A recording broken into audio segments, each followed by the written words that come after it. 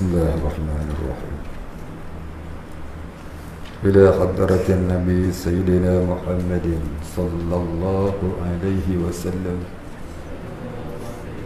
وآله الكرام وأصحابه العظام وإلى مشايخنا والمسلمين أجمعين، خصوصا إلى والدينا وأولادنا وأسرتنا قرابتنا أجمعين، خصوصا إلينا، خصوصا إلى مشايخنا، خصوصا إلى سيدنا وشيخنا الشيخ محمد عاصم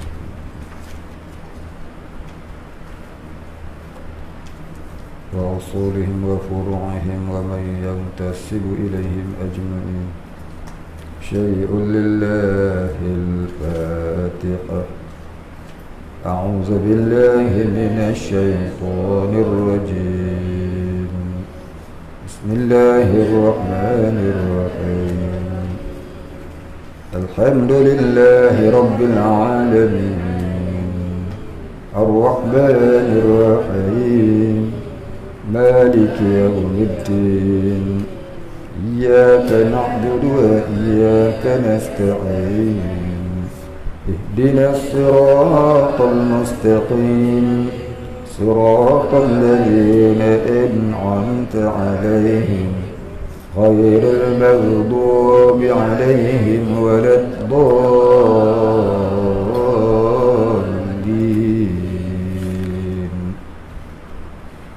الحمد لله رب العالمين، الصلاة والسلام على أشرف الأنبياء والمرسلين وعلى آله وصحبه أجمعين. رب اشرح لي صدري ويسر لي أمري واحلل عقدة من لساني يفقهوا قولي.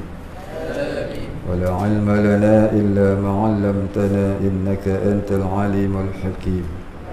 رضينا بالله ربا وبالإسلام دينا وبمحمد نبيا ورسولا. اللهم اجعلنا من التوابين، اجعلنا من المستغفرين، اجعلنا من المتطهرين، اجعلنا من الموحدين، اجعلنا من المهتدين، اجعلنا من المخلصين له الدين، اجعلنا من العارفين، واجعلنا من عبادك الصالحين، واجعلنا من المتقين. اللهم أحينا بحياة العلماء وأمتنا بموت الشهداء، آمين يا رب العالمين.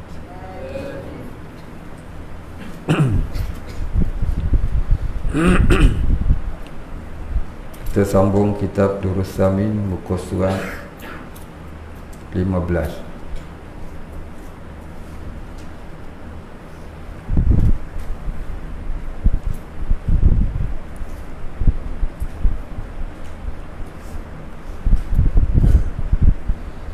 Bismillahirrahmanirrahim.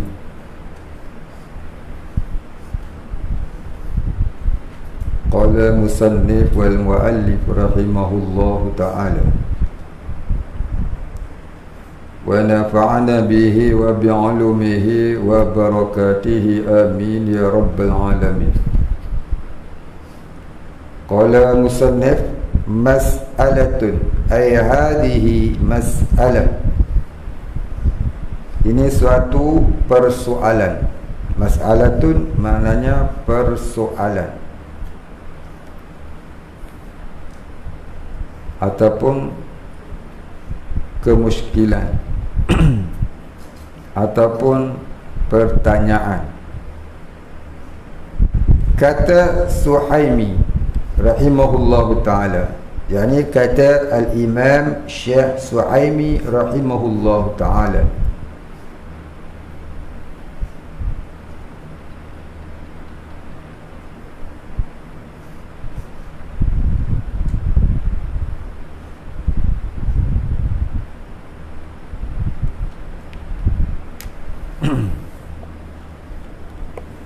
wal ma'rufu anil jumhuri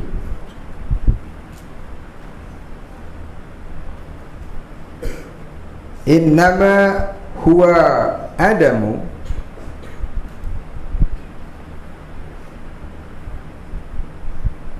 jawazil taklidi,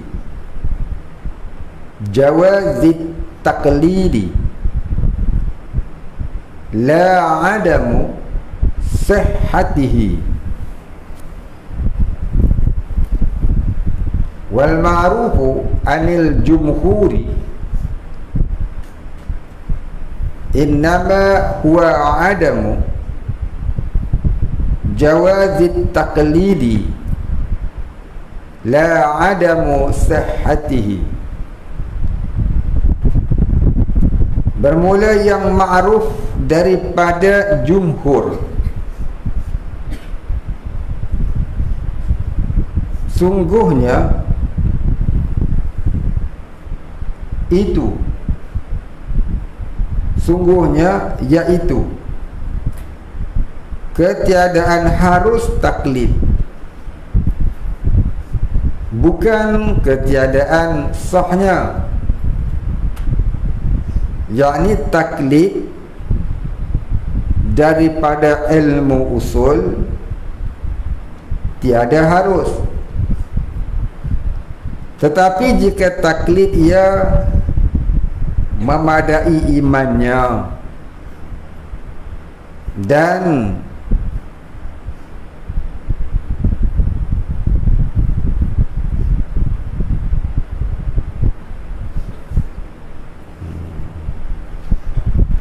berdosa ia,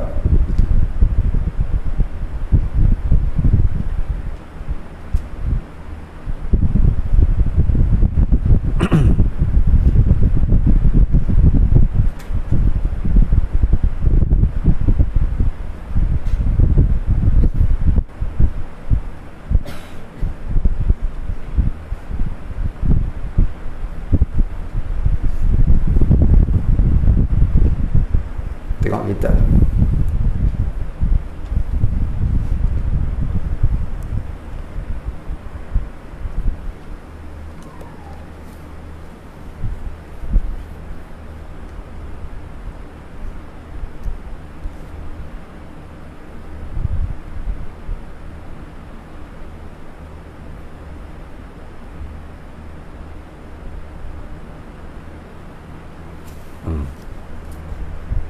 Baik, apa dia maksudnya? Bermula yang ma'ruf daripada jumhur, ini bermula yang baik, pendapat daripada kebanyakan ulama, yakni pendapat yang masyhurah dari kalangan kebanyakan ulama mengenai iman taklid itu. Kebanyakan ulama berpendapat mengenai iman taklid itu. Apa dia? Sungguhnya, ini sebenarnya, iaitu ketiadaan harus taklid, bukan ketiadaan sahnya. Maknanya apa? Kita bertaklid itu sah, tapi tidak harus. Sah itu maknanya sah iman, tapi nya berdosa. Maksudnya macam mana? Maksudnya gini, mak ayah kita beriman, dia mengaji, dia bertauhid, dia berfiqh, dia bertasawuf. Mai kat kita tak nak ngaji. Jadi kita beriman sebab ikut mak kita, ayah kita beriman. Kita Islam sebab ikut mak kita, ayah kita Islam. Lepas tu sampai anak kita pun lagu tu je. Beriman sebab sebab ayah dia beriman, sebab mak dia beriman. Kita kini kena bersyukur. Syukur yang paling syukur ialah Allah Ta'ala kurniakan iman pada kita dan Islam. dan bersyukur kerana mak ayah kita Islam.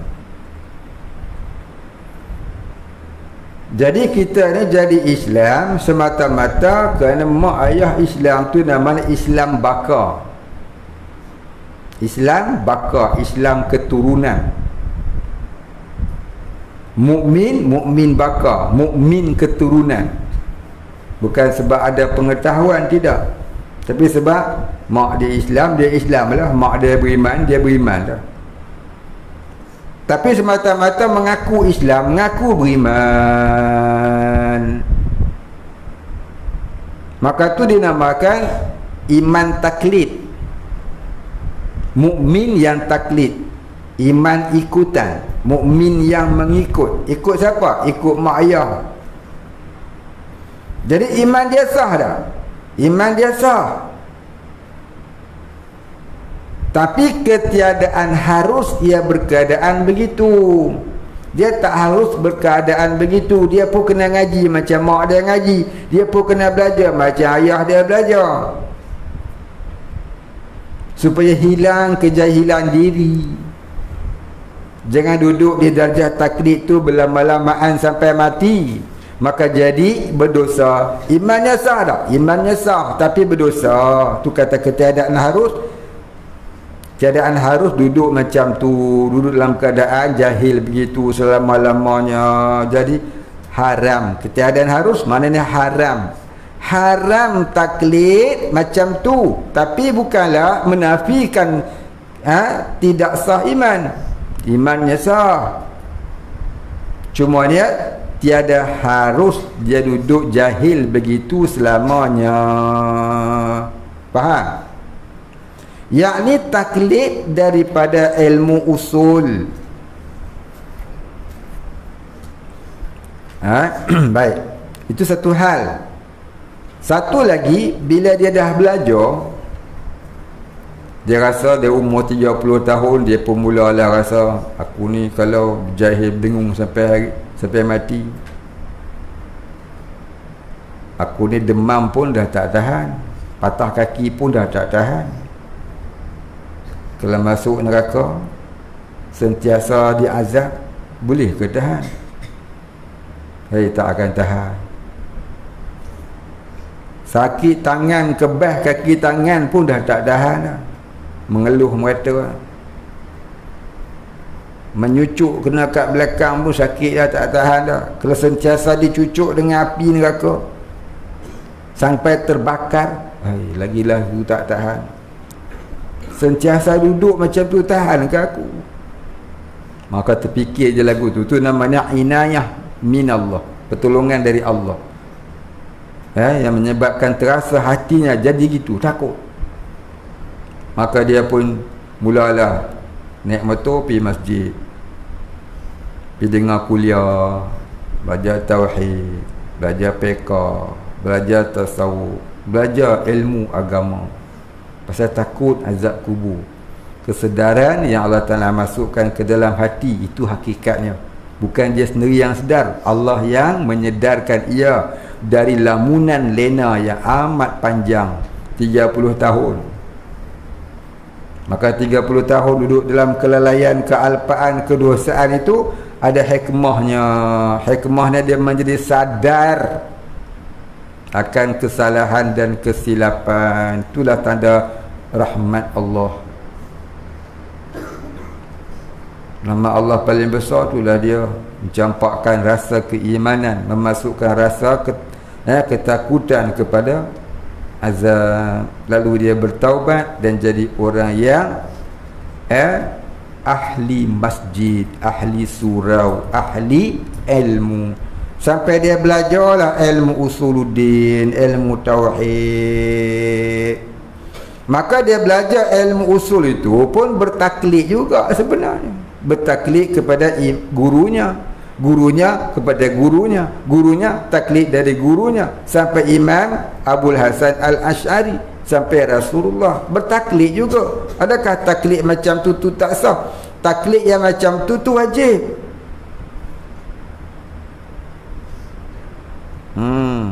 Taklid belajar itu wajib.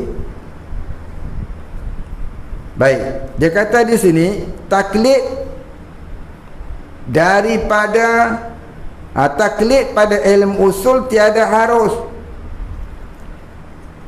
Maknanya semata-mata ikut tanpa ilmu yang dipelajari itu tak harus. Tetapi jika taklid ia memadai imannya, maknanya kalau dia taklid ikut je lah, Allah itu Tuhan, sah dah. Ya. Jadi yang tak harus, yang tak sah ni apa dia? Dia belajar, dia dah pandai dah. Maka dia kata, siapa yang ajar kau? Tok guru aku. Kau berpegang pada siapa? Aku berpegang pada guru aku. Berpegang pada guru tu tak sah. Jadi bila kita belajar ilmu tauhid, memang kita kena taklid. Ini memang kita kena ikut. Taklid cakap Arab, Melayu kata ikut. Kita belajar, kita ikut cakap guru kita. Saya belajar cakap guru saya. Saya ikut cakap guru saya. Guru saya ikut cakap guru dia. Guru dia, guru dia, guru dia, guru dia, sampai guru yang asalnya Rasulullah sallallahu alaihi wasallam.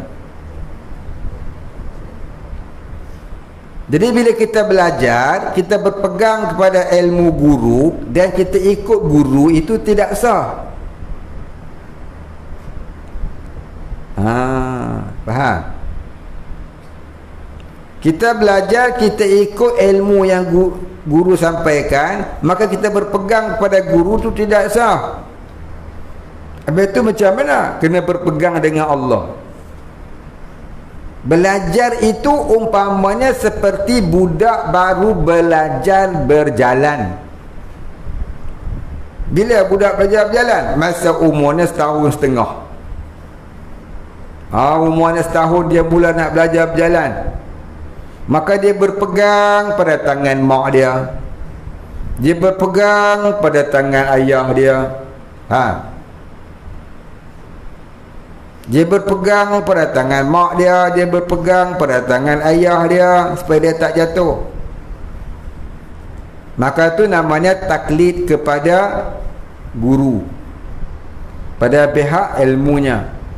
Tapi bila dia dah faham betul ilmunya, ibaratnya dia dah boleh berjalan, dia tak perlu pegang kepada tangan mak dia dah. Dia tak perlu pegang kepada ilmu gurunya dah. Dia berpegang terus kepada Allah. Lagu tu. Jadi ilmu tauhid ni pada awal kena taklid dengan guru. Bila sudah faham, kena berpegang dengan Allah. Ibarat budak baru belajar tadi, mula belajar berjalan, kena pegang tangan mak dia. Bila dah boleh berjalan, tak perlu lagi pegang tangan mak dia. Habis tu jalan dengan siapa? Jalan dengan Allah. Mana berjalan sendirilah. Maksudnya tu, dia kena pegang dengan Allah. Boleh faham? Siapa tak faham tanya. 2 kali dah ulang. Macam kita belajar buat kuih lah. Mula-mula belajar dengan cikgu, belajar dengan mak, belajar dah pandai buat sendiri, tak payah tanya. Mula belajar tu kita ikut cakap mak kita. Mula-mula buh ni sampai jadi. Lama dah reti, tak payah belajar, pegang terus dengan ilmu. Ibaratnya begitulah, mula-mula berpegang dengan tangan mak. Dah boleh berjalan, tak payah pakai lah tangan mak tu, berjalan sendiri ya. Begitulah umpamanya. Baik, habis. Dan berdosa, dia cuma berdosa tapi tak kafir. Kalau dia tu mengaku beriman tapi duduk dalam jahil, dia sah iman dia. Pasal apa? Pasal dia tak mensyirikkan Allah. Tapi jaga-jaga, jahil itu aqrabu ila syirki. Al-jahilu akrabu ila syirki. Jahil itu mendekatkan diri kepada syirik.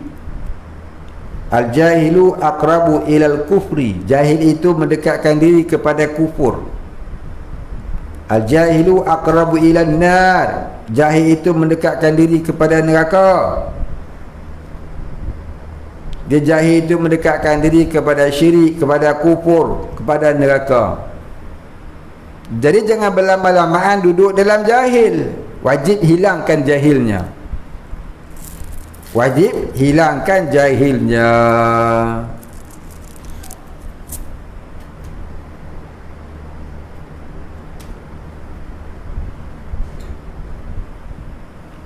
Baik, habis.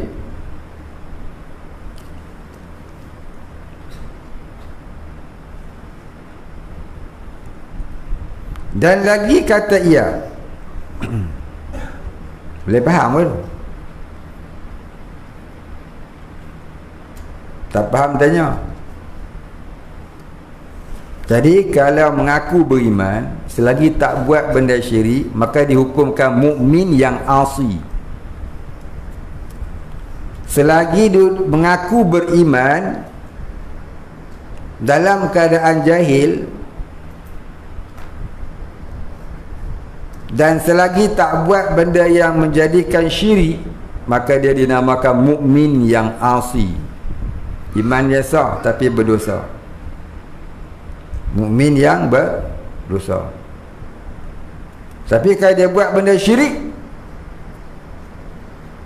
di sana ada dua. Kalau dia tu buat benda syirik tu dalam keadaan dia jahil, dia tak tahu,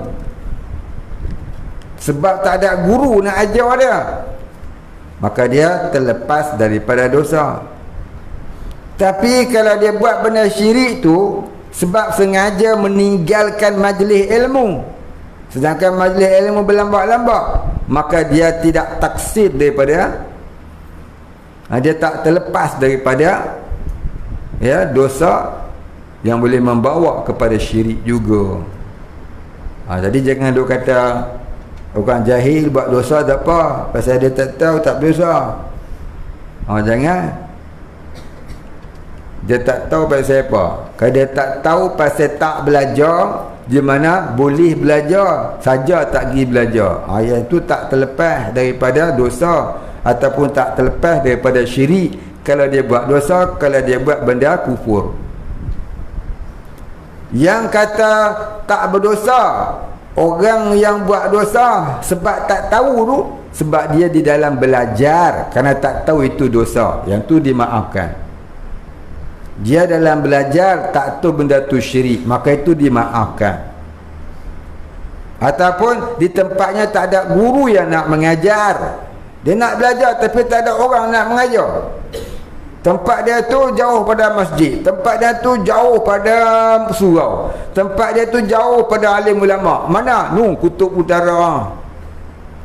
Dia hidup di sana sorang-sorang dia. Dia orang asli Kutub Utara. Yang tu tak apa, tak berdosa. Dan siapa? Pasal tak ada orang nak mengaji, tak ada orang nak mengajar. Ni kita duduk dekat Malaysia ni tak dapat tidak lah. Tiap-tiap kampung ada masjid surau, tiap-tiap kampung ada pak imam, tiap-tiap kampung ada orang yang reti agama. Kenapa tak pergi belajar? Hatta dalam kampung orang asli tu pun kerajaan, pejabat agama dah hantar guru-guru agama pergi mengajar agama. Maka kita ni tak terlepas daripada hukum berdosa kalau buat dosa, syirik kalau buat syirik. Baik, habis. Satu lagi yang tak berdosa, orang gila. Orang gila buat dosa tak berdosa. Ataupun kanak-kanak yang belum baligh. Kanak-kanak belum balik pergi sembah tokong berhala, tak syirik dia, pasal dia belum balik, belum diperkirakan dosa. Baik, habis. Kalau sihat tubuh badan saja tak pergi mengaji, pergi ngaji tapi bukan ngaji ilmu tauhid fiqh tasawuf, pergi dengar ceramah pergi dengar ceramah politik tu tak ngaji namanya. Itu motivasi, ceramah motivasi. Nak mengaji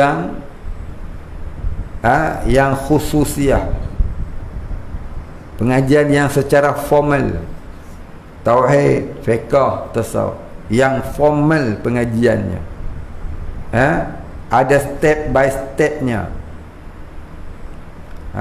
menghalus-halusi. Dengar ceramah politik itu bukan mengaji, itu motivasi. Ni ada orang suka mengaji tapi bukan mengaji kitab, mengaji tauhid, fiqh, tasawuf, dengan ceramah politik je. Ataupun pergi dengar ceramah umum Isra' Mi'raj, ada suka lagu tu. Sebab siapa ada lawak, lepas tu lepas sembahyang Isyak ada makan. Kambing bakar. Dia nak lagu tu seronok. Tu namanya bukan mengaji beramal, mengaji beramai. Tu bukan beramal, tu beramai. Beramai tu beramai. Dia seronok ramai-ramai pi. Ngaji kitab tak ramai. Ngaji kitab tak ramai. Penceramah terkenal sekalipun, kalau dia mengajar kitab tak ramai orang datang. Tapi kalau dia buat ceramah umum, ramai orang datang. Tak Abdul Somad pergi Melaka kemarin, 50,000 datang. Kita tanya orang yang 50,000 tu tengok. Kalau ada ustaz ngajar tauhid tapi rumah dia pergi ya?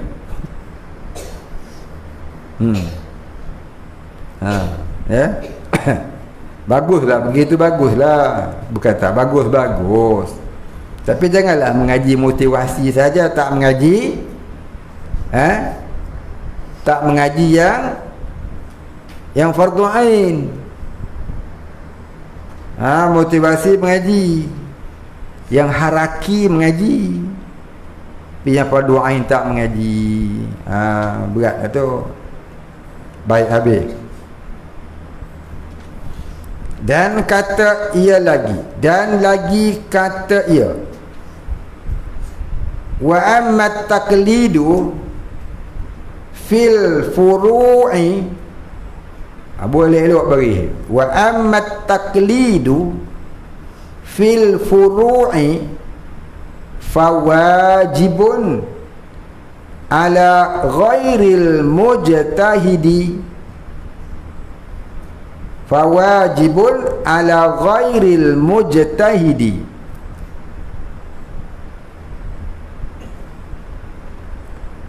Wa illam yutabiq,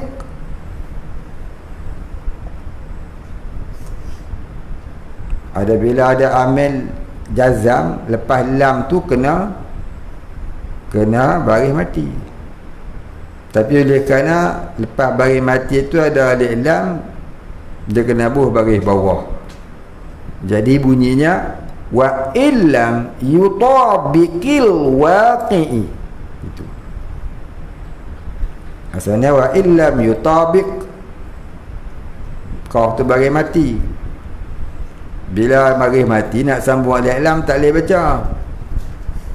Maka di sisi ulama nahwu, baris mati tadi ditukar kepada baris kasrah supaya boleh baca. Maka jadi wa illam yutabiqil waqi'i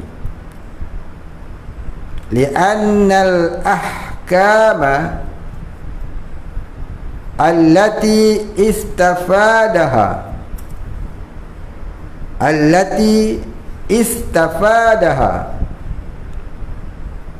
nak baca tulis pun boleh, allati istafadaha,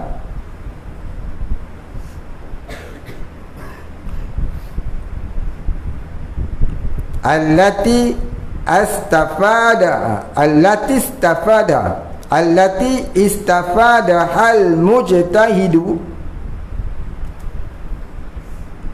allati istafadaha al mujtahidu minal adillati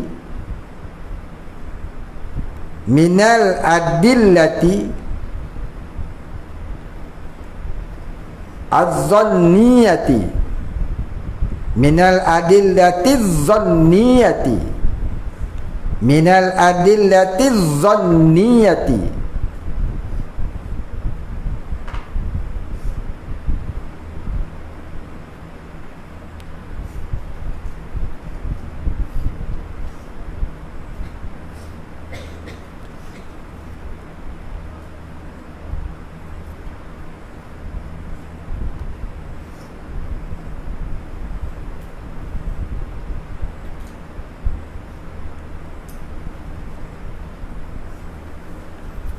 Tahqilul mutabaqata.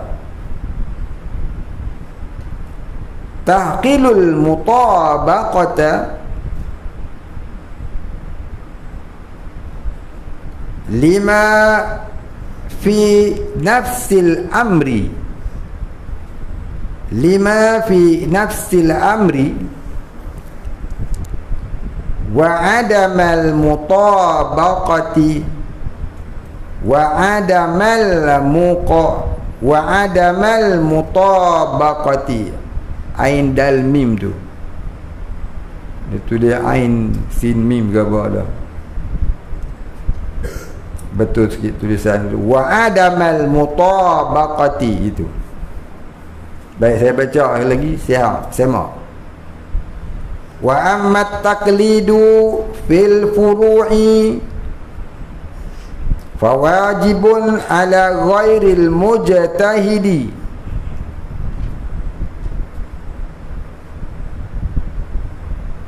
wa illam yutabiqil waqi'i li'anna al-ahkama allati istafadaha al-mujtahidu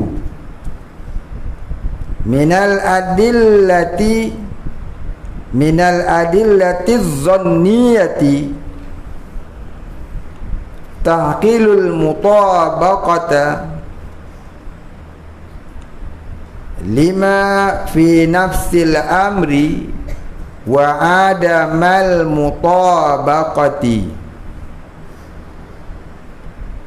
Tulis boleh. Dan adapun taklid pada furu', yakni furu' maknanya cabang ataupun cawangan, itu maksud kata furu', cabang ataupun cawangan. Dan adapun taklid pada furu', yakni furu'uddin ataupun cabang agama, yakni pada hukum fiqh, maka wajib atas orang yang lain daripada mujtahid. Orang mujtahid dia tak perlu taklid. Orang mujtahid dia tak perlu taklid, dia boleh berijtihad sendiri. Orang taklid dia boleh berijtihad sendiri. Faham? Baik. Manusia ni yang beriman dengan Allah Ta'ala, yang beragama Islam, ada dua jenis. Umat Nabi Muhammad ni ada dua jenis. Umat Nabi Muhammad ada dua jenis. Yang pertama namanya mujtahidun. Mujtahid. Siapa mujtahid? Iaitu orang yang luas ilmu pengetahuannya hingga boleh berijtihad sendiri akan hukum hakam agama. Atau namanya mujtahid. Orang yang luas ilmu agamanya, yang boleh berijtihad sendiri akan hukum hakam agama, itu namanya mujtahid. Asal makna mujtahid ni orang yang bersungguh-sungguh. Huwal mujtahid, dia seorang yang bersungguh-sungguh. Itu pada bahasa, ya, Mujtahid tu orang yang bersungguh-sungguh. Haza tilmizun mujtahidun. Ini pelajar yang bersungguh-sungguh. Itu pada lugah, pada bahasa. Pada istilah usul fiqh, mujtahid itu ialah orang yang luas pengetahuan agamanya, yang ia berijtihad sendiri pada pihak hukum hakam dan tidak bertaklid kepada mana-mana mazhab, seperti Imam Syafi'i, Imam Hambali, Imam Maliki, Imam Hanafi, Imam Ja'far Shadiq, dan berpuluh-puluh lagi, mungkin beratus orang yang kita tak tahu. Tapi yang terkenal sampai ke akhir zaman 4 orang sahaja, iaitu Imam Malik, Imam Hanafi, Imam Syafi'i, Imam Hambali. Maka mereka ini 4 orang ni namanya mujtahid mutlaq munqatil. Mujtahid mutlaq munqatil. Ini mujtahid yang tertinggi. Di bawahnya ada lagi nama mujtahid, iaitu yang kedua, Imam Mujtahid Mutlaq Muntasib. Imam Mujtahid Mutlaq Muntasib, seperti Imam Al-Ghazali, seperti Imam An-Nawawi. Itu Imam Mujtahid Mutlaq Muntasib. Dia boleh buka mazhab sendiri. Imam Ghazali ni pernah ditanya orang, kenapa tuan tidak buka mazhab sendiri? Apa jawab dia? Kerana aku dapati Imam Syafi'i itu menggunung ilmunya. Jadi dia ikut mazhab Syafi'i. Ni Imam Ghazali. Dia hafal hadis 300,000 hadis dia hafal. Kalau duduk sebelah tengok kawan tidur, tolonglah kejut, jangan biar itu. Tengok-tengok kawan sebelah tu. Tengok-tengok kawan sebelah, dia tidur, tolong kejut, siang ke dia.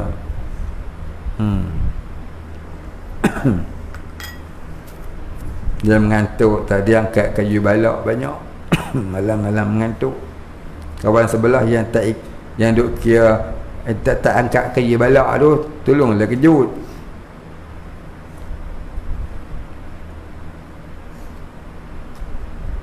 Itu nama dia Imam Mujtahid Mutlaq Muntasib, yang kedua.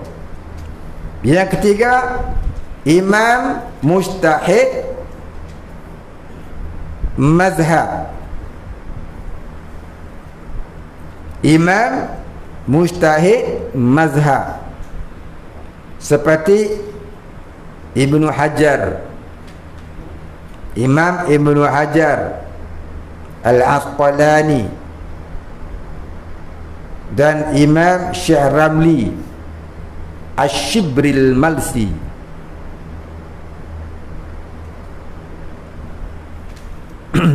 Ibnu Hajar Al-Asqalani dan Imam Syekh Ramli Asy-Syibril Malsi. Ini dua antara contoh Imam Mujtahid Mazhab. Yang keempat, Imam Mujtahid Tarjih. Imam Mujtahid Tarjih, seperti Imam Syekhul Islam Zakaria Al-Ansari. Itu pengarang kitab Subulus Salam tu. Dan yang kelimanya imam mujtahid fatwa. Imam mujtahid fatwa.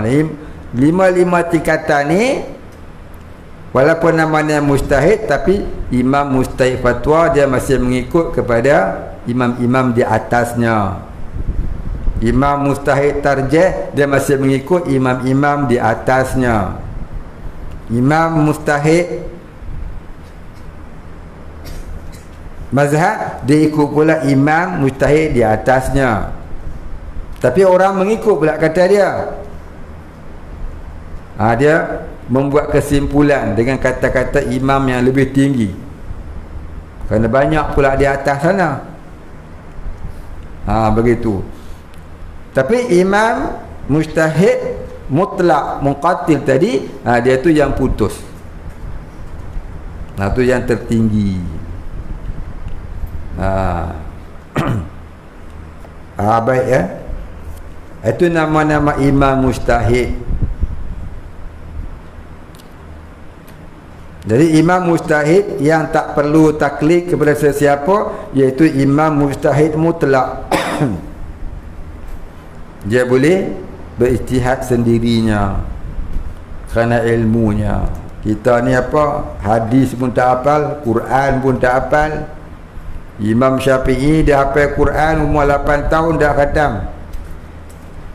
Dah habis umur 8 tahun.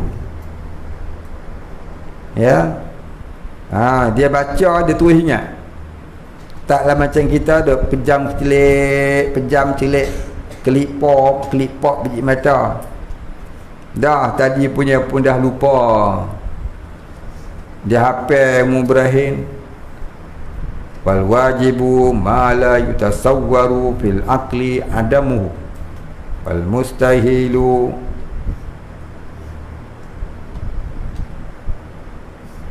ma la yutasawwaru fil aqli wujuduhu.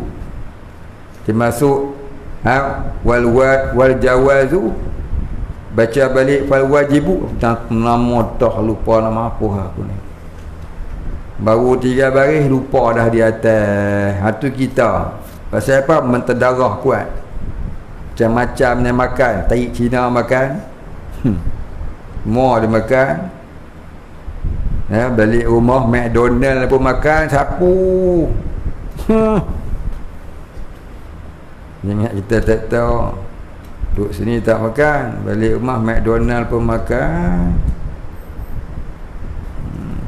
Makan Starbucks pun ada, makan mertabak tak puas lagi, ini Starbucks pun ada makan. Aduh, tahu dah. Main-main pondok tanya apa macam tu.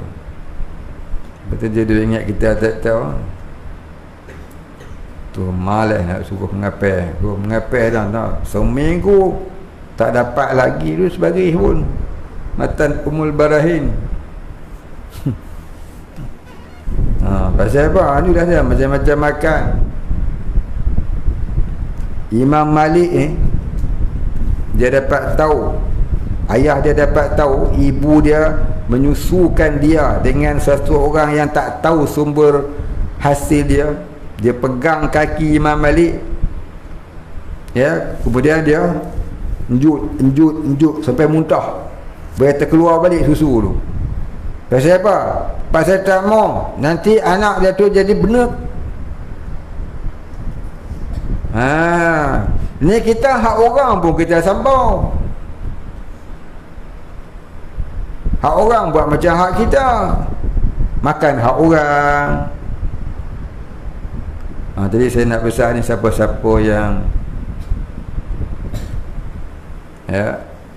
ada keuangan lebih, bayarlah yuran. Saya bukan nak minta sangat dah, cuma nak gini, hukum ni saya nak kabur lah. Dalam hukum PK, kalau kita ada hantar anak ngaji mana-mana, duduk asrama, di asrama tu ada yuran makan, kita ambil kesempatan sebab orang duk bayar makan, kita bagi anak dia tumpah, kita bagi anak kita tumpah makan hak orang punya. Sedangkan kita ada duit lebih saja tak bagi, hukum ni haram. Jadi anak tu makan haram hak orang punya. Jadi siapa-siapa yang berat nak bayar yuran, jagalah takut anak termakan yang haram. Lainlah kalau betul-betul tak ada duit, pendapatan dia ya kerja pagi untuk makan malam, pagi besok sarapan pun dah tak ada. Tak apalah, tak bagi pun tak apalah, saya bagi prep. Tak apalah, kita sama-sama reda meredoi orang yang bayar ni. Dia reda orang lain tak bayar tu, dia bagi makan sekali lah dia. Tapi yang mampu, gajinya beda, suami isteri kerja, kereta 2-3 biji, motor 2-3 biji, nu ada ni ada, tapi yuran tak nak bayar, duit simpan banyak. Jadi anak duk tumpang makan hak kawan, terjadi haram. Tapi agak-agak anak tu nak jadi alim lagi besok ni, makan hak haram. Jadi walaupun saya tak tekankan yuran, tapi nak cerita sikit bab hukum fiqh ni. Ya. Hukum fiqhnya lagu tu lah. Kalau kita dah dikenakan yuran 350 bagi yang mampu, saya kata, tak mampu tak apa. Tiba-tiba kita ambil kesempatan, mampu tapi saja tak nak beri, kau jadi anak kita jadi makan haram. Jadi siapa-siapa yang tak nak bayuran, sadar-sadarlah perkara ini. Saya tak nak minta. Jadi faham-faham sendirilah. Jangan bagi anak tu makan haram. Kita tak bagi dia makan babi, tapi kita bagi dia makan hak orang. Sedangkan kita sendiri boleh bayar, kita saja tak nak bayar. Ya. Jadi jaga-jaga. Saya tak mau ceritalah yuran tertunggak banyak mana, dah belah ribu lah, semua saya tak nak minta. Saya tak nak minta. Jadi siapa-siapa yang ada, jangan ambil ringan benda ini. Takut nanti anak tuan-tuan makan yang orang punya. Jadi makan tu yang tidak halal. Sebab tuan-tuan mampu bayar, semua sengaja tak nak bayar. Saya tak mau tanya tuan-tuan pendapatan berapa ringgit sebulan. Tak mau tanya. Saya cuma khabar dia mampu bayar, tak mampu tak apa. Jadi orang yang bayar habis tu, penuh tu, dia anggap dia tolong kepada orang yang tak mampu. Ta'awanu 'alal birri wat taqwa. Tapi yang mampu jangan ambil kesempatan seolah-olah dia tak mampu, dia simpan ambil kok bank banyak. Itu jadi apa? Pikir-pikirlah. Ya, ini hukum syarak. Jangan sampai anak kita makan haram. Ya. Kasar pula ustaz. Tak, bukan kasar, ini saya cerita hukum syarak. Siapa nak meneruskan tak bayar, ikutlah. Kalau dia mampu, tanggunglah. Tapi kalau dia tak mampu, tak apalah. Sebab dulu ni kita ada buat perjanjian. Siapa tak mampu, yang mana mampu tu dia tolong pada yang tak mampu. Siapa yang tak mampu, tak apalah, yang mampu menolong dia reda meredoi. Tapi yang mampu saja tak nak bayar, simpan duit kat bank. Pakai kereta mewah, tak bayar. Anak kat sini makan haram. Di mana-mana sekolah pun macam tu lah, banyak. Kalau agama ni, mak ayah ambil kesempatan. Bukan tak ada duit, tukar kereta baru. Orang yang bayar yuran tak pernah miss ni pakai potong saga. Dia pakai estima. Contohnya lah. Jadi terkejutlah orang tengok. Macam mana hak pakai potong saga ni boleh tak pernah miss bayar. Pakai kereta mewah tu, lalu tak bayar. Jadi nanti dia, tuan-tuan nak pakai kereta mewah, sampai yuran anak tak bayar, jadi anak tu makan haram, makan hak orang. Jaga-jaga. Saya cuma beritahu. Pak ni saya tak nak beritahu dah. Pasal sampai bab ni saya pun tercerita lah. Pak ni tak mahu beritahu dah, masing-masing lah. Ada satu orang bapa pelajar di sini, setiap bulan dia tulis, lepas dia bayar yuran 350, dia tulis yuran untuk anak-anak pondok. Dia tak kata anak dia, Saya puji orang ni, bagus. Ya, puji dia. Yuran untuk anak pondok. Mana kata bukan anak dia seorang. Kalau orang dia nak numpang pun tak apa. Ini kata orang pandai agama. Orang sedar diri. Orang mana tak mau sebut lah. Nanti anak dia kembang punggung. Bagus orang ni. Jadi orang yang bayar yuran tak habis ni pula minta mak, tolonglah beritahu tak mampu. Gaji saya sehari RM5, bulan 150, rumah sewa. Tapi tengoklah juga tu je kan, sehari RM5, tengok sehari RM1,500. Jaga ya, jaga-jaga orang yang ada anak, jangan sampai anak-anak termakan yang tak baik. Nanti anak-anak ni di akhirat dia akan tarik kita di akhirat. Dia kata, ayah telah memberi kami makan yang tidak halal, marilah kita sama-sama terjun ke neraka. Kullu lahmi nabata minas sukhti fannaru awla bih. Tiap-tiap daging yang tumbuh dari punca yang haram, maka neraka aula dengannya, lebih utama dengannya. Jaga tu. Maka haram tak semestinya makan babi saja. Kita orang Islam ni kalau dengar kata babi haram, makan riba tak haram, makan rasuah tak haram, lagi apa lagi, makan menipu tak haram.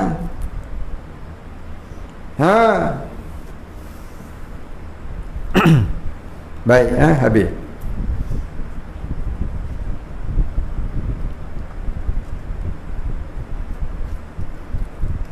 Itu yang pertama, orang mustahid.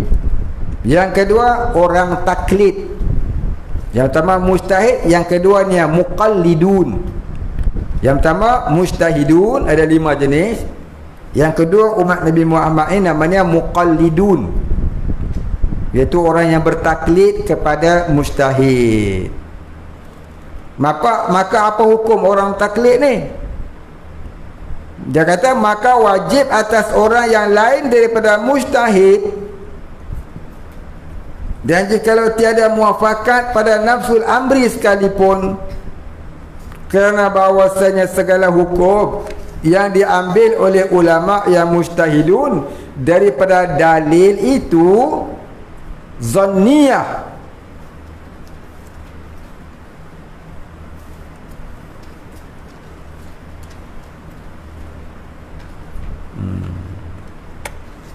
Apa tadi itu tadi?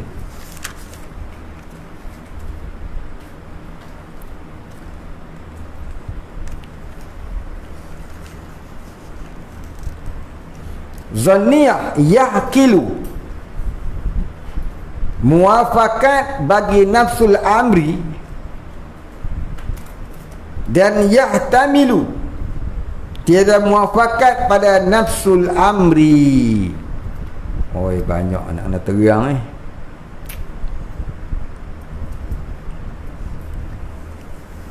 Dalilnya ada 2 jenis, ada dalil zanniyah, ada dalil qat'iyah. Apa nak habis? Saya baca ringkas je lah. Jadi orang-orang yang mustahid,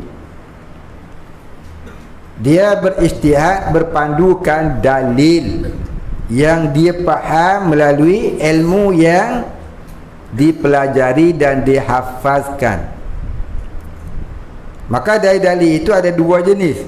Satu dalil qat'iyah, satu dalil zanniyah. Dalil qat'iyah iaitu dalil yang putus,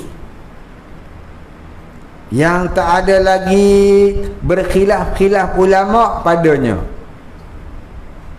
Itu namanya dalil qat'iyah. Seperti wajib solat 5 waktu. Wajib solat 5 waktu tu dalilnya qat'iyah, putus. Tak ada siapa-siapa lagi nak berbalah, nak berkhilaf. Dan yang keduanya dalil zanniyah, iaitu dalil yang bangsa ijtihad. Maka dalil yang bahasa ijtihad ini bersalah-salahan ulama pada mengijtihadkannya. Contohnya batal wudu. Batal wudu, kentut batal kata Imam Syafi'i. Kentut tak batal kata Imam Hanafi. Tu kata tu dalil zanniyah. Sentuh isteri tanpa berlapik kena kulit dia oleh suami, batal kata Imam Syafi'i. Imam Hanafi kata tak batal kalau tak bernafsu. Tu namanya dalil zanniyah, pasal dalil ijtihad dia. Faham?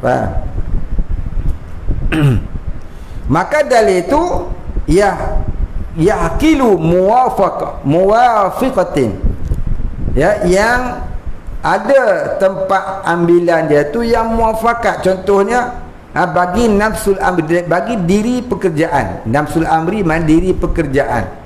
Ada dia jumpa lah hadis-hadis yang dia boleh berpegang. Imam Syafi'i pula berpegang dengan hadis-hadis yang dia jumpa, yang dia boleh berpegang. Ya, macam baca bismillah dalam Fatihah.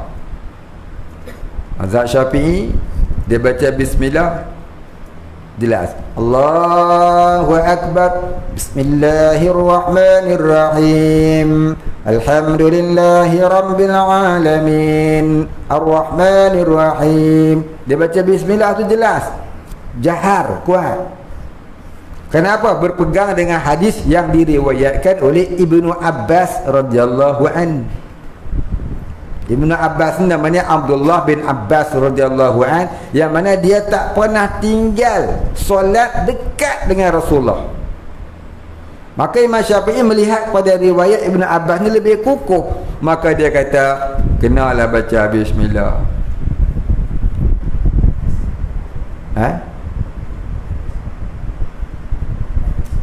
Apa? Pergi tanda, ambil pergi. Yang kena ambil tanda, bawa tanda mai ni dekat sikit.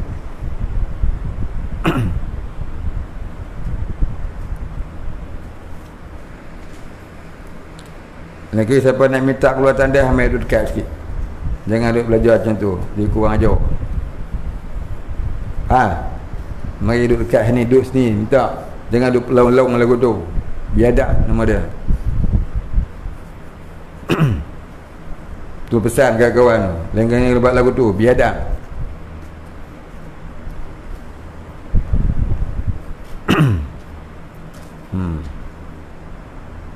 Lupa nak cakap, lupa.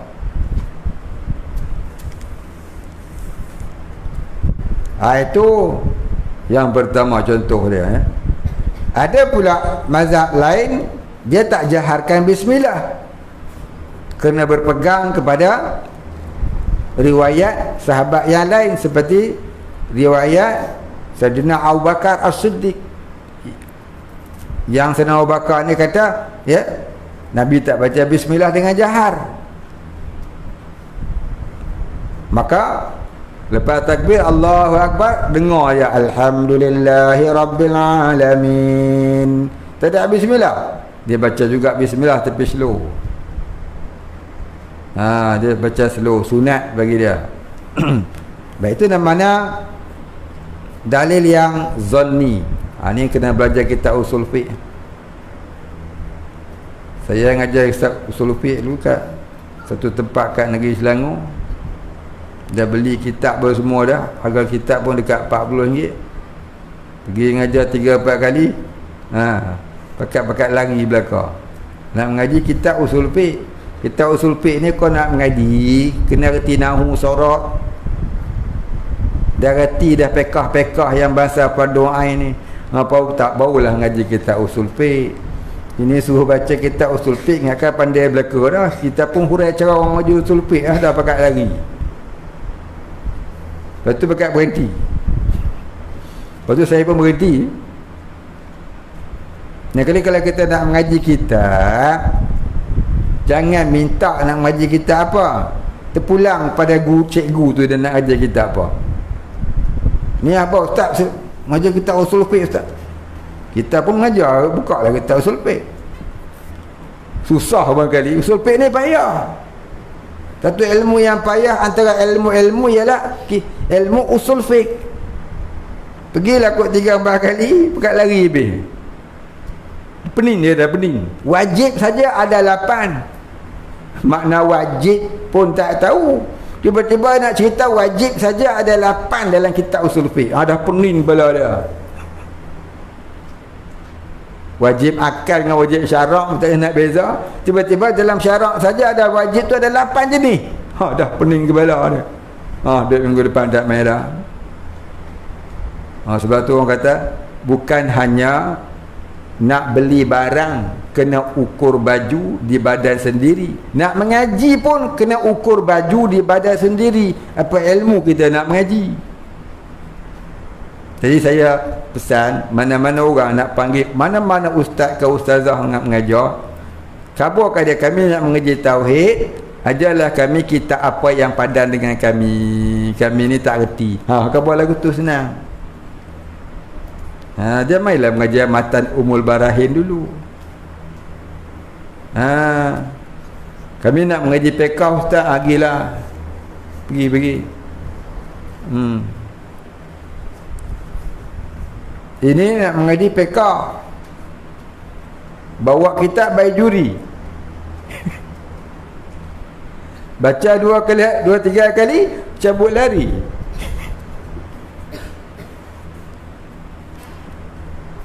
Lepas tu dia kata pula, ustaz ni mana mari. Padahal Hidayatul Subian mu tak nak ngaji. Ini masalah yang dihadapi oleh orang yang nak mengaji tadi, tak mengukur baju di badan sendiri. Jadi ni adab kita nak ngaji ni. Bila panggil ustaz ke ustazah ke untuk guru mana-mana, biar dia sendiri yang letak kitabnya. Jangan kita pandai-pandai bubuh. Pasal saya dah, patut pun ada disebutkan dalam kitab adab mengaji lagu tu. Pasal saya dah merasai. Dia suruh baca kitab usul fiqh. Kali yang panggil tu, dia yang mula cabut. Saya ni pun dah seorang cabut lah, masa saya berhenti. Lepas tu adalah dengar-dengar cerita, rupanya dia orang ni tak faham. Ustaz ngajar dia orang tak faham. Memanglah susah usul fiqh.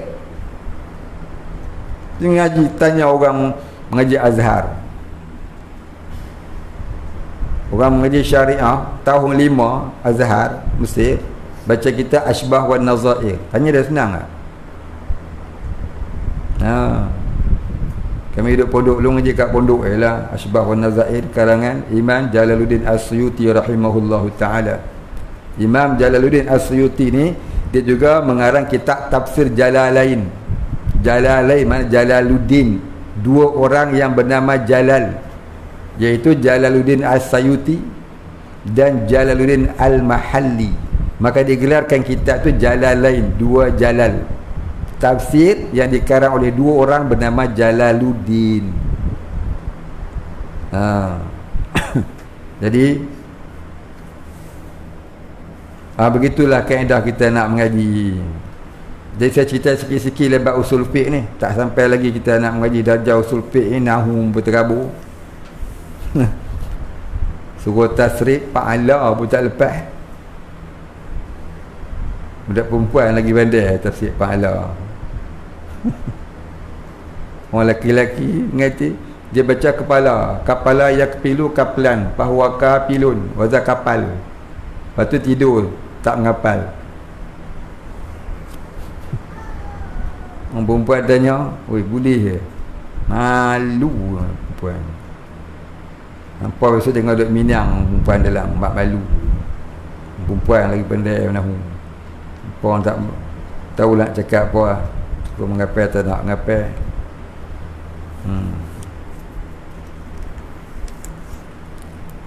Baik, kita berhenti lah dekat tu dulu.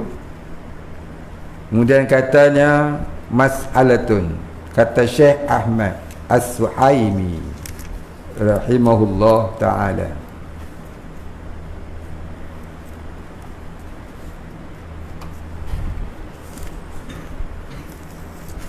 Jadi saya tak mau hurai panjang ni, panjang kena hurai panjang sangat ni. Ini cerita bab usul fiqh, Kemudian katanya mas'alatun ila akhirih wallahu a'lam. Wala ilma lana illa ma 'allamtana innaka antal alimul hakim. Wallahu a'lam. Dia pandai pula tu duk pergi tandas, seorang pergi, seorang lagi mau pergi. Hai. Sekarang seorang lagi nak pergi. Berak ni penyakit wabak ya. Wabak berak. Tu pergi ambil satu, ada kertas. Wabak berak, duka nestapa nama dia. Seorang berak jangkit orang lain pula. Macam COVID-19 juga berak ni pun. Kena suntik vaksin. Vaksin berak nama dia.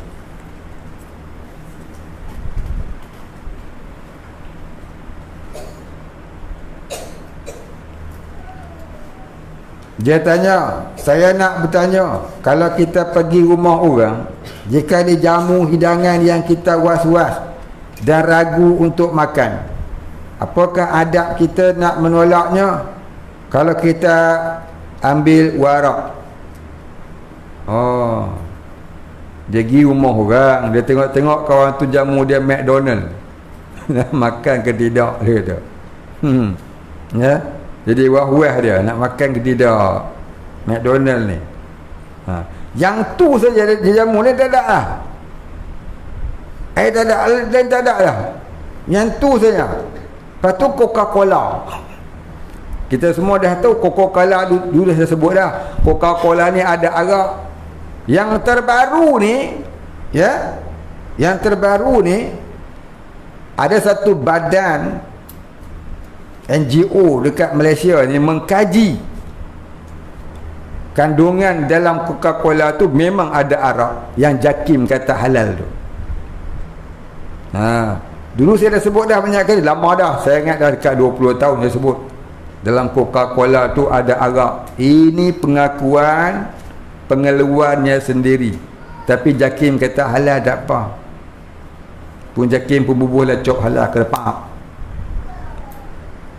Ini satu NGO dah mengaku, dia dah kaji dalam arak, dalam Coca-Cola memang ada arak. Dan tersebar lah, suka sangat lah orang minum arak. Jadi yang dijamu kat rumah tu Coca-Cola dengan McDonald. McDonald ni pula dia ragui akan kesuciannya. Memang ragu lah, saya memang tak makan McDonald. McGregor tak apa lah, bukan makan. Jadi macam mana nak buat? Coca-Cola kita ragu, McDonald kita ragu. Maka kalau lagu tu harus dia minta yang tidak diragui. Contohnya apa dia? Ada air sejuk tak? Kenapa tak minum Coca-Cola? Minta maaf, saya ni perut saya tak tahan makan, minum air nanti saya sakit perut. Cakap dah benda yang munasabah dengan alasan perut saya ni memang nipis tak tahan, minumlah air sejuk. McDonald, kenapa tak makan McDonald?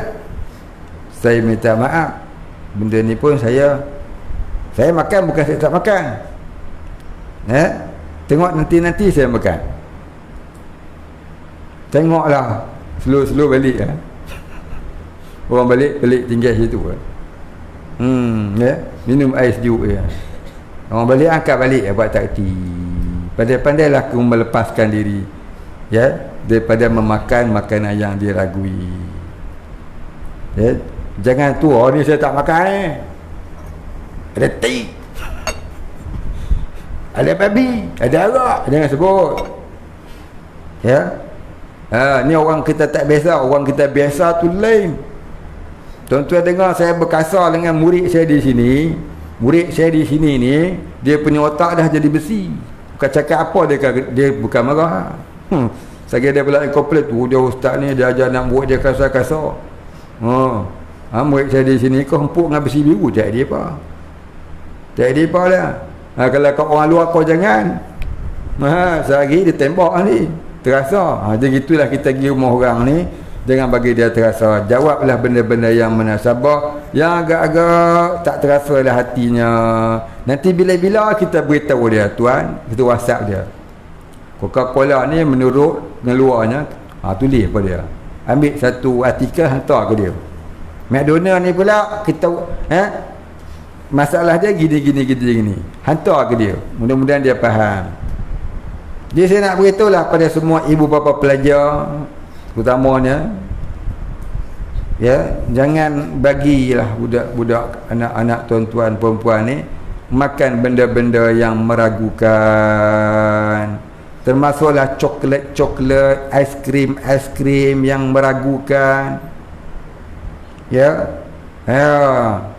Apa lagi McDonald, apa benda lagi Coca-Cola, Pepsi, apa juga meragukan, tinggallah. Nabi kata dak ma yaribuka ila ma la yaribuka.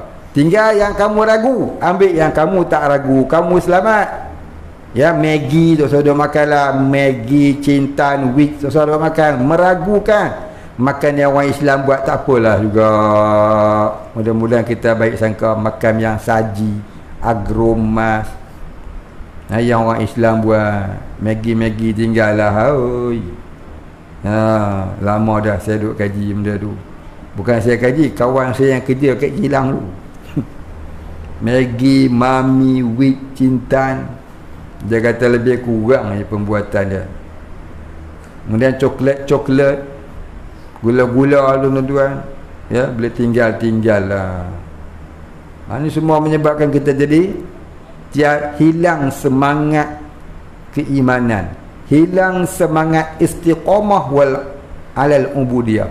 Ada orang tanya macam mana nak jadi istiqamah alal ubudiyah?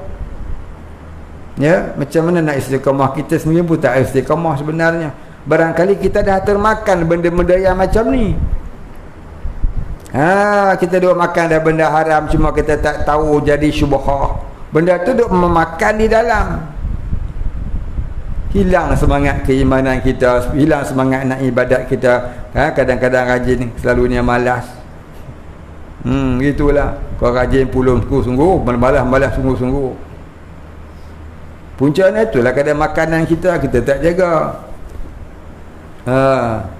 Jadi saya nak pesan ni, siapa-siapa yang dengar, tolong sebar-sebarkanlah. Segala jenis minuman dalam tin atau dalam kotak atau dalam botol plastik yang jenamanya FNN, jangan kamu minum. Syubhah. Kacang soya sekalipun, selalu saya pergi majlis kenduri dan tidak bagi air kotak season. Air kotak apa, kacang soya namanya season. Cuba tengok keluaran apa, FNN. Saya balik, saya juga pokok bunga. Dia bagi ambil tolak depan dia, saya tak makan ni, ambil balik lah, bawa balik juga. Siram pokok bunga. Bunga makan tak apa, dia tak kena hukum syarak. Kita ni kena hukum syarak. Pokok tak apa, dia tak semayang, tapi dia beriman. Kau jangan main. Lepas tu bagi roti pula. Roti Sweetie ni tuan-tuan, dulu pernah masuk dalam surat khabar cerita tentang ketidakbersihannya syarikat Sweetie ni. Kilang dia duduk kat Kelang. Kilang Sweetie, kilang roti Sweetie. Jadi jangan beli roti-roti yang bukan orang Islam buat. Belilah roti yang orang Islam buat. Walaupun kita tak tahu dia buah apa, sekurang-kurangnya dia tu orang Islam. Kita pun tak tahu dia buah apa, Ustaz. Yalah, memanglah kita tak tahu dia buah apa, tapi sekurang-kurangnya dia orang Islam. Orang Islam sekurang-kurang dia jaga iman. Sweetie tu orang kafir punya. Bukan orang Islamnya. Deli, apa lagi tak apa, Dairy, nengjai bagi. Pergi kenduri, dia bagi Sweetie satu, dia bagi Coca-Cola satu. Jadi kita ni nak jamu orang, jamulah yang halal dan tayyiban. Jangan pakai nak jamu ya, bubuh lah apa, budak apa, tak ada pahala. Kita membenarkan hati orang. Buat apa? Tak ada pahalanya. Ni kita nak buat jamuan, nak sedekah makanan ke orang, ya, bagilah yang halal dan tayyiban, baru dapat pahala. Tidak duit tu dah habis, pahala pun dah. Dapat riak takabur, ya, riak orang kata oh kubah kita, ya, kita bagi hebat, oh kita bagi air ni, kita bagi air ni, oh tu orang puji kita. Siapa nak puji hang? Orang balik buat sigang pokok bunga. Ni saya nak beritahu ni. Tak kira siapa lah. Bila kita nak hadiah orang, hadiahlah benda yang halal dan tayyiban, supaya dapat pahala yang sungguh. Hindari benda-benda syubhah dijadikan sebagai hadiah guda. Apa nama mungkin? Kita pergi rumah orang kenduri, dia bagi hadiah kan. Jadi jangan nak bagi hadiah tu tak apa bagus. Bagilah yang halal dan tayyiban. Jangan duk bagi FNN. Apa lagi? Sweetie, deli, roti tu, kek yang bukan orang Islam buat, jangan. Pastikan dia tu orang Islam buat. Mahal lah, tak usah bagi langsung, lagi senang. Bagi makan nasi lok kambing sudah lah. Tak usah bagi langsung. Daripada kau bagi tu dia benar, dia tak usah bagi langsung. Kan? Atau bagi dia buku Yasin. Kurang-kurangnya dia balik simpan ke rumah, dapat pahala. Beli buku tauhid ke? Tak ada lagi saya tengok orang bagi buku ilmu di hari kenduri. Buku Yasin, baguslah buku Yasin, tapi tu sunat. Cuba bagi buku tauhid ni. Dia tu buku tauhid tebal tu, siapa datang kenduri kahwin bagi satu buku ni. 1,000 orang, satu buku RM40, RM40,000 tak apa, pahala besar. Tengok-tengok buku, Allah, buku boleh bagi. Buku tu untuk makanan akhirat. Kalau kau bagi kek makanan dunia, hari ni kau bagi, petang lagi dia buang kat belakang rumah. Kau beli buku tauhid kat dia, hari-hari dia baca. Dia tak baca pun dapat pahala. Siapa yang menyimpan kalimah Bismillahirrahmanirrahim, Allahumma salli ala Muhammad di rumahnya sampai dia mati. Dia mati, tulisan tu masih ada di rumah dia. Pahalanya menyerap sampai ke kubur. Sampailah ke kubur selagi tulisan tu ada di rumah dia, dia orang duk simpan. Kita simpan kitab kat rumah walaupun tak baca, dapat pahala. Apatah kalau dibaca. Kalau kau bagi kek kat dia, bagus juga. Dapat pahala, dapat. Sekali tu sekali makan, lepas tu dia buang kat belakang habis. Jadi kalau kau bagi ilmu kat dia, tu kata idza mata ibn adam inqata'a amaluhu illa thalatha. Apa dia? Sadaqatun jariyatun, ilmu yanfa'u bih, waladun salihun ud'u lahu yad'u lahu.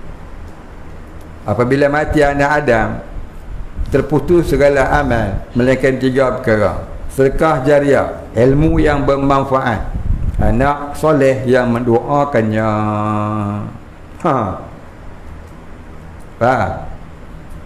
Tu toke kedai buku tu pahala besar. Pasal apa? Dia menggalakkan orang menyimpan buku di rumah. Tapi sayangnya dia pakai lipstick dengan maskara. Habis. Lipstiknya mau air tebal, lawan ilmu hak dia jual. Takut jadi apa? Jadi rubba qari'il Quran wal Quranu yal'anah. Terkadang orang baca Quran, Quran melaknatnya. Kau jual Quran tapi kau tak ikut Quran. Jaga. Al-Quran dia kata wala tabarrajna tabarrujal jahiliyatil ula. Jangan kamu bertabarus seperti tabarus orang jahil-jahil terdahulu. Kamu jual Quran, kamu jual tafsir Quran, kamu jual kitab agama, kamu sendiri tu jual lipstick mak. Stocking tak pakai, tangan pas keluar. Jadi apa? Kamu menyuruh orang buat baik tapi kamu tidak melakukan kebaikan.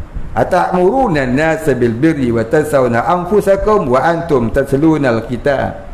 Kau menyuruh orang buat baik tapi kau tak mencegah keburukan pada diri kamu sendiri. Jadi biarlah sepadan. Dah jual kitab tu, tutuplah aurat. Janganlah bertabaruj.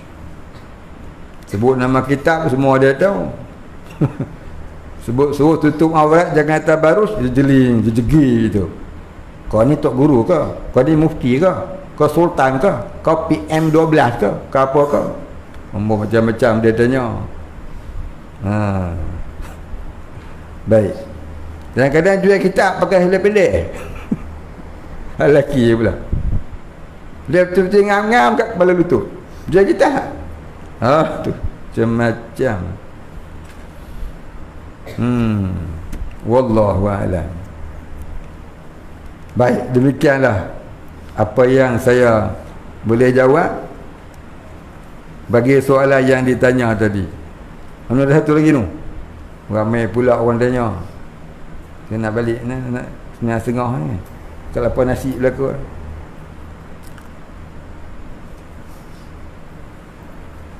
Tak apa, duduk pondok biasalah. Bergebang sampai pukul 1 boleh. Saya nak bertanya. Dia tanya, adakah pengajian kitab turas ada juga di luar negara barat seperti orang Islam di USA dan atau Eropah? Ada, pasal apa? Tak ada. Kitab ulama dulu ni sampai akhir zaman akan berkumandang di seluruh dunia oleh orang-orang yang membaca dan mengajarnya. Ya. Apa maksud kitab turas? Kitab warisan ulama silam. Itu maksud kata turas. Ta ra alif sa, turasun. Kitab turas maknanya kitab warisan ulama silam, seperti kitab Ihya Ulumuddin Imam Al-Ghazali, kitab Futuhatul Makiyah bagi Imam Ibn Al-Arabi. Banyaklah kitab-kitab ulama-ulama dulu, beribu, puluh ribu barangkali, ratus ribu barangkali, juta barangkali, seluruh dunia ada. Ya, di Jepun pun ada orang mengaji kitab turas. Orang Pakistan duduk dekat Jepun sana, meniaga sana.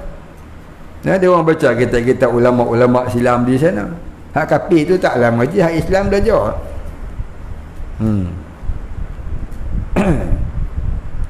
Baik. Apatah lagi di Eropah. Eropah dia Islam dia sekarang ni lebih hebat daripada Malaysia tau. Di Eropah hari-hari orang masuk Islam. Ya? Sejak beberapa tahun kebelakangan ni, orang di Eropah hari-hari dia dah masuk Islam. Yang masuk Islam tu pula bukan 10 orang, 20 orang, ribu-ribu pun ada. Jadi orang Eropah lagi hebat daripada kita. Kalau dia orang datang sini malu kita. Kita hebat dah. Dan orang-orang Eropah sana yang masuk Islam, anak-anaknya dihantarnya mengaji, ya, agama. Dia ngajarnya hantar mengaji agama.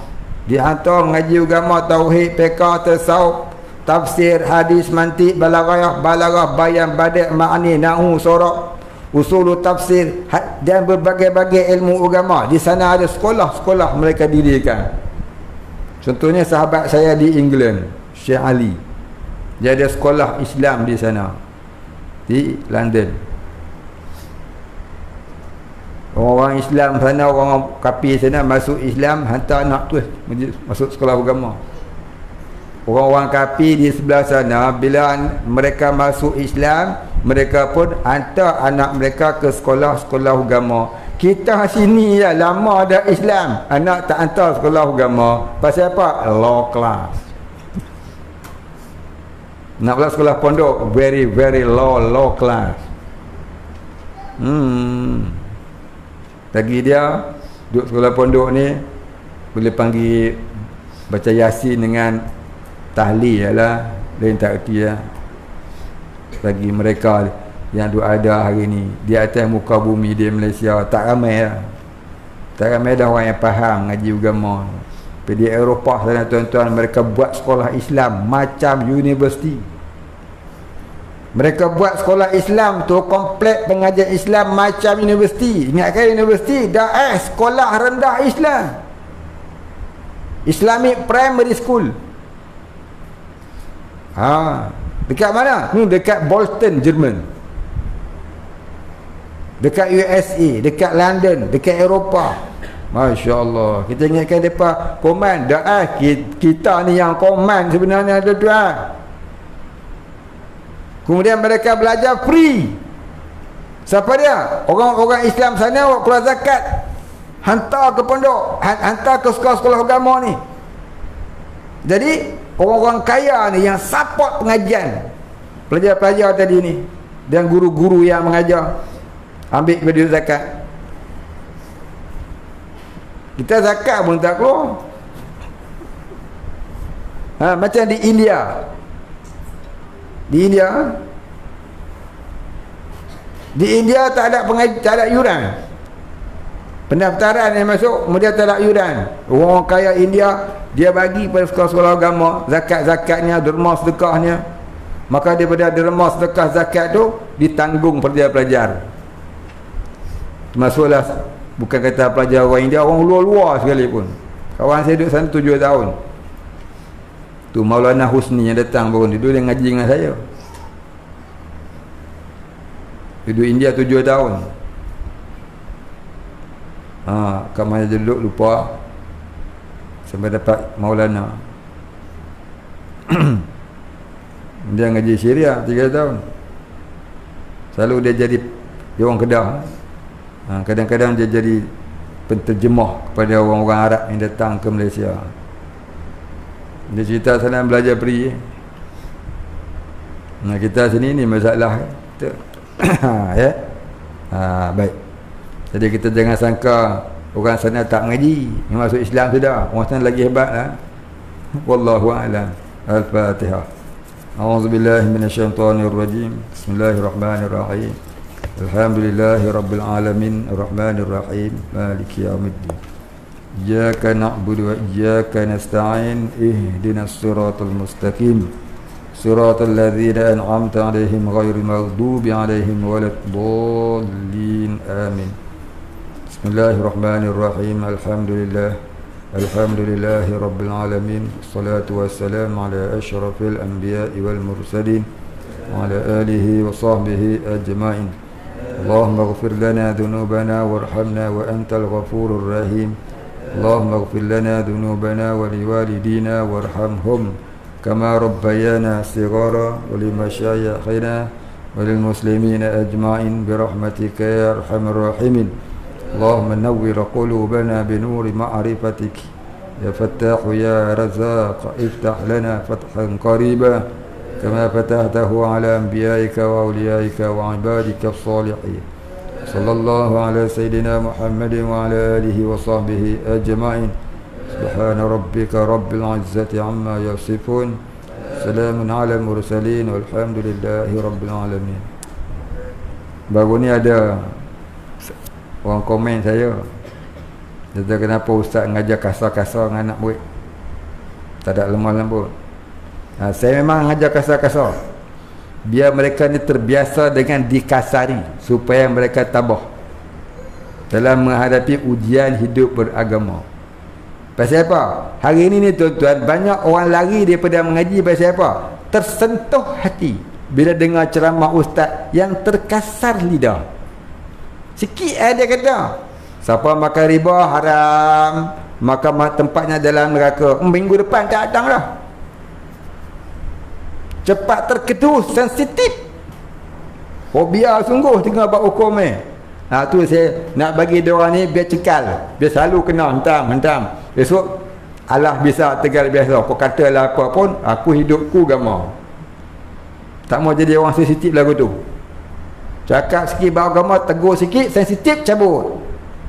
Padahal ustaz yang ceramah tu bukan kata siapa pun, dia terasa hati, cabut. Pasal apa?